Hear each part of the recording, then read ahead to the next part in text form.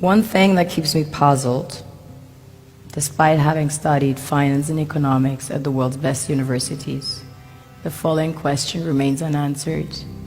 Why is it that 5,000 units of our currency is worth 1 unit of your currency, where we are the ones with the actual gold reserves? It's quite evident that the aid is in fact not coming from the West to Africa, but from Africa to the Western world.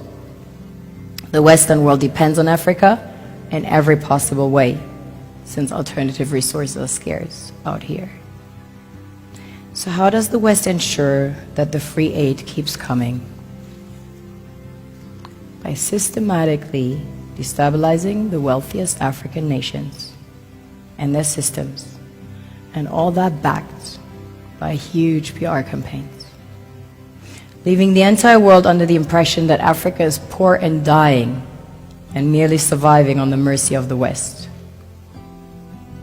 Well done, Oxfam, UNICEF, Red Cross, Life Aid, and all the other organizations that continuously run multi-million-dollar advertisement campaigns depicting charity porn to sustain that image of Africa globally.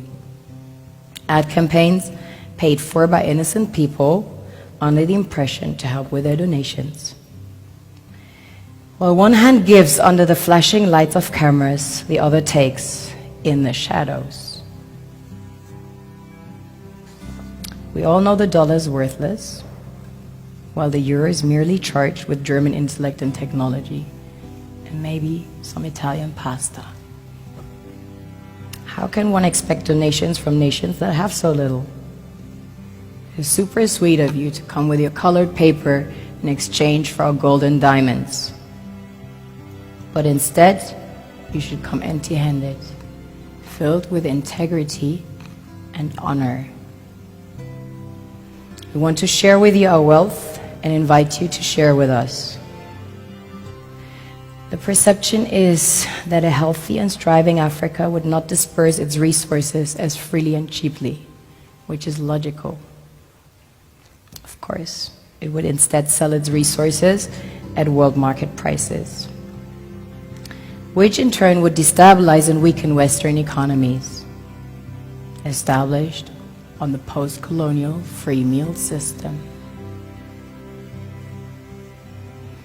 Last year, the IMF reports that 6 out of 10 of the world's fastest growing economies are in Africa, measured by their GDP growth. The French Treasury, for example, is receiving about $500 billion year in, year out. Foreign exchange reserves from African countries based on colonial debt they forced them to pay. Former French President Jacques Chirac stated in an interview recently that we have to be honest and acknowledge that a big part of the money in our banks comes precisely from the exploitation of the African continent. In 2008, he stated that without Africa, France will slide down in the rank of a third world power. This is what happens in the human world, the world we have created. Have you ever wondered how things work in nature? One would assume that in evolution the fittest survives.